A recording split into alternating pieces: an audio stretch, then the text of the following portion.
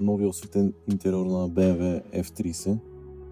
Освен демонстрационното видео, което кадрите, които ще бъдат показани, ще направим едно леко обяснение, така за да се разбере за какво става въпрос. Амбиентно осветление на няколко нива, като имаме изцяло подменени лайсни и дръжки на вратите. Всичко идва с вградени LED интериорни ленти. Като едно от най-интересните неща при този модел, тъй като тази конкретна навигация не поддържа функцията с цветовете, но въпреки това отново може да контролираме цветовете от бутоните на навигацията, като имаме следните функции, които включват подмяна на модовете, които са на автомобила, нали, към приложението.